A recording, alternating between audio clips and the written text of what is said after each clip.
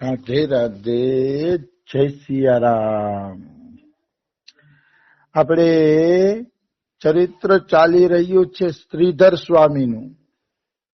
આજે શ્રાવણ માસ ચાલુ થઈ ગયો છે અને શ્રાવણ માસનો સોમવાર છે, એટલે બધાને ખૂબ ખૂબ હર હર મહાદેવ. તો શ્રીધર સ્વામીનું ચરિત્ર ચાલે છે.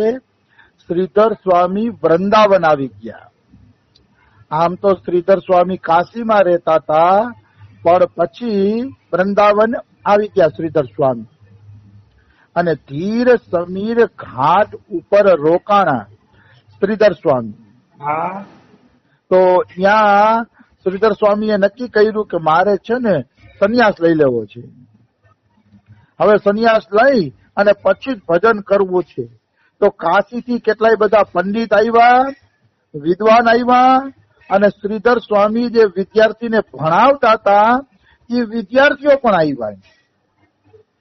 શ્રીધર સ્વામીને મનાવવા માટે આવ્યા કે તમે છે ને ઝડપથી આપણા ગામ પાછા આવી જાઓ, કાશી આવી જાઓ. બધા ગોતતા ગોતતા વૃંદાવન પહોંચ્યા, કારણ કે શ્રીધર સ્વામી જેવા ભક્ત કાશી છોડીને વયા જાય તો કાશીમાં કેવડી મોટી ખોટ જાય. એ ખોટ જાય એવું હતું, એટલે બધા ગોતતા ગોતતા અહીંયા એની પાસે પહોંચી ગયા વૃંદાવનમાં.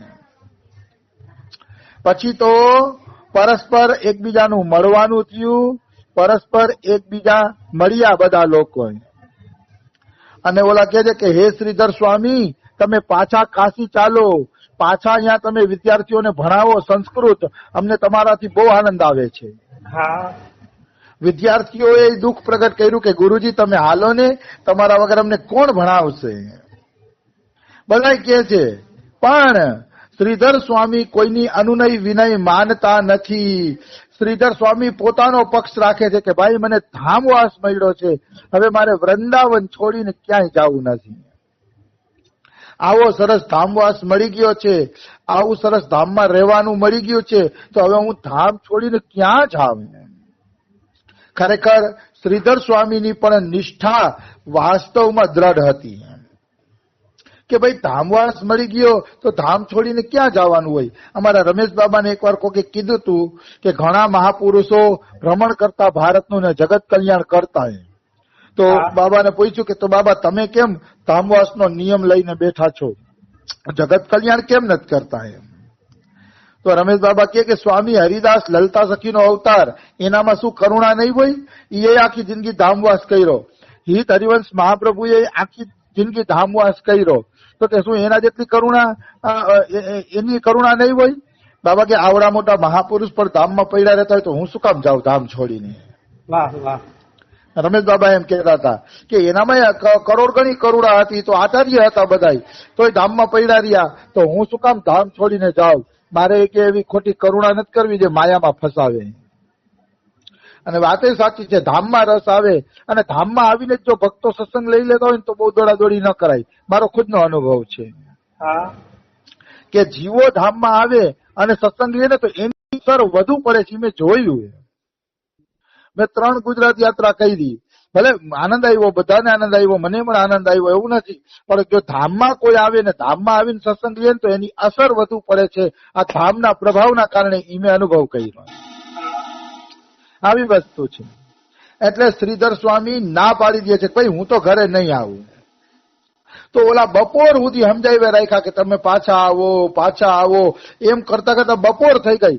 બપોર થઈ ગઈ એટલે શ્રીધર સ્વામી થાકી ગયા, એટલે એને બાનું કર્યું કે ભાઈ મારે મધ્યાહનમાં યમુનાજીનું સ્નાન કરવું છે ને પ્રસાદ લેવો છે, પછી આપણે વાત કરશે, અત્યારે મને જવા દો તમે. એટલે કે ઠીક છે જાઓ તમે યમુના સ્નાન કરી આવો. હવે શ્રીધર સ્વામી યમુનાજીમાં સ્નાન કરવા માટે ગયા.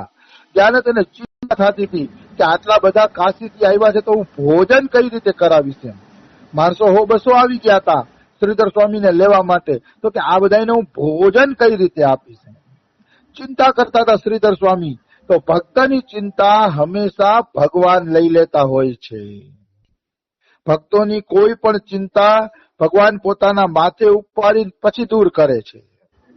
એટલે કૃષ્ણ ભગવાન મદન મોહન વ્રજેન્દ્ર નંદન શ્યામ સુંદર એક ગોવાળિયાનું રૂપ ધારણ કરીને આવે છે, સ્વયં ભગવાન કૃષ્ણ.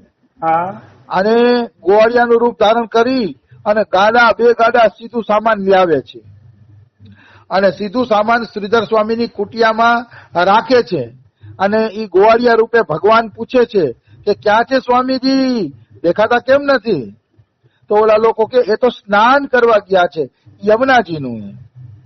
તો ભગવાન એમ કે આવે તો મારા દંડવત કેજો, એને કઈ તમે જે સામાન લખાવ્યો ને એ પૂરેપૂરો કુટિયામાં પહોંચાડી દઉં છું. કે સાધુ સેવા માટે આ સામાન છે. એને કહેજો કે ખૂબ સાધુ બ્રાહ્મણોની સેવા કરે અને જરાક ઈ પણ કહી દેજો કે જો ચિંતા કરવી હતી તો ઘર શા માટે છોડ્યું? ભગવાન ટકોરે કરતા ગયા. કારણ કે યમુના સ્નાન કરતા કરતા શ્રીધર સ્વામીને ચિંતા થતી હતી કે કઈ રીતે પૂરું કરીશું, આ બધા આવ્યા એને કઈ રીતે જમાડીશું, ચિંતા કરતા હતા. એટલે ભગવાન ટકોર કરતા ગયા કે જો આ રીતે ચિંતા જ કરવી હતી તો ઘર શા માટે છોડ્યું, જરાક ઈ પણ એને કહી દેજો. ભગવાનની શરણમાં આવ્યા પછી ચિંતા ન કરવાની હોય. ભગવાને કીધું છે યોગક્ષેમમ વહામ્યહમ. યોગક્ષેમમ વહામ્યહમ એટલે ભગવાન બધું યોગક્ષેમ ધારણ કરશે, જમવાનું પૂરું પાડશે, રહેવા માટે મકાન આપશે, કપડા આપશે, બધું આપશે ઈશ્વર, કઈ બાકી નહીં રહેવા દે. આવી વસ્તુ છે. તો કે તો તમે ચિંતા કરો છો એમ કહીને ભગવાન વયા ગયા.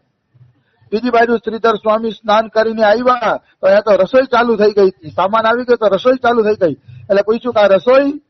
શ્રીધર સ્વામી પૂછે છે રસોઈનું કેમ થયું? ત્યારે ઓલા માણસોએ કીધું કે ગોવાળિયો આવ્યો હતો 15-16 વર્ષનો અને 2 ગાડા ભરીને સામાન દઈ ગયો છે અને કેતો ગયો છે, એને કેજો સ્વામીજીને કે ચિંતા કરવી હતી તો ઘર શા માટે છોડ્યું? ત્યારે શ્રીધર સ્વામીના હૃદયમાં વાક્ય લાગી ગયા કે અવશ્ય આ તો મારો પ્રભુ જ હશે, કારણ કે મારા પ્રભુને જ ખબર પડી ગઈ કે હું ચિંતા કરતો હતો. ત્યારે સ્વામીજી રોવા માંડે છે, શ્રીધર સ્વામીની આંખમાંથી આંસુડા આવી જાય છે. તો ઓલા લોકો પૂછે છે કે સ્વામીજી તમે કેમ રડો છો, તમને શું દુઃખ છે, શું તકલીફ છે, કેમ રડો છો? તો ત્યારે મારા પ્રભુ અહીંયા આવીને સામાન દઈ ગયા, મેં કોઈ ભેગો સામાન મગાવ્યો નથી, એ તો મારા પ્રભુ જ હતા. ત્યારે ગામવાળા પણ સમજી ગયા કે આના ઉપર તો ઈશ્વરની કૃપા થઈ ગઈ છે શ્રીધર સ્વામી ઉપર, એટલે હવે એને કાશી લઈ જવાય નહીં. કારણ કે જ્યાં ઈશ્વર કૃપા કરે ને જ્યાં સંતને રહેવું હોય ત્યાં જ એને રહેવા દેવા જોઈએ.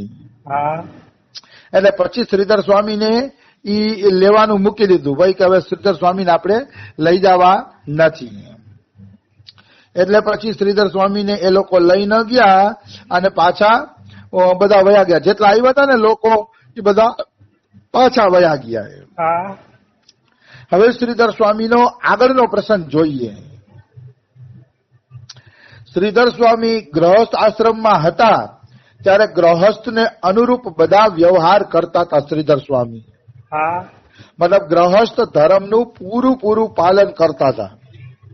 તો ગ્રહસ્થ હતા ને ત્યારે શ્રીધર સ્વામી ભિક્ષા માંગવા પણ જાતા, કારણ કે બ્રાહ્મણનો ભિક્ષાનો અધિકાર છે.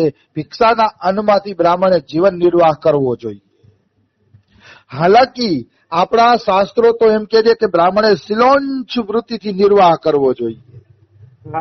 શિલોંચ વૃત્તિ એટલે કે માર્કેટ હોય ને, માર્કેટ યાર્ડ, એમાં દાણા વેચાતા હોય તો જે દાણા જમીનમાં ઢોરાઈ ગયા હોય અને કોઈ લીધા ન હોય એ દાણા વીણીને જીવન નિર્વાહ કરવો, અથવા તો ખેતરમાં જે દાણા કપાઈ ગયા હોય એને લઈને જીવન નિર્વાહ કરવો, એને કહેવાય શિલોંચ વૃત્તિ. તો એ શિલોંચ વૃત્તિથી ખરેખર સંતોએ જીવન નિર્વાહ કરવો જોઈએ. બ્રાહ્મણોએ શ્રેષ્ઠ તો ઈ છે. આપણા ભાગવતમાં એક રમેશ બાબા શ્લોક દેખાડે છે કે બ્રાહ્મણની અંદર જયારે કામનાઓ અને અસંતોષ આવી જાય છે ત્યારે એનું તેજ નષ્ટ થઈ જાય છે. જો બ્રાહ્મણ અથવા ભક્ત કોઈ પણ હોય, બ્રાહ્મણ અથવા ભક્ત કોઈ પણ જો કામનાઓ છોડીને કર્મ કરશે અને પેટ પૂરતો સંગ્રહ કરશે ને તો એનું તેજ વધી જશે.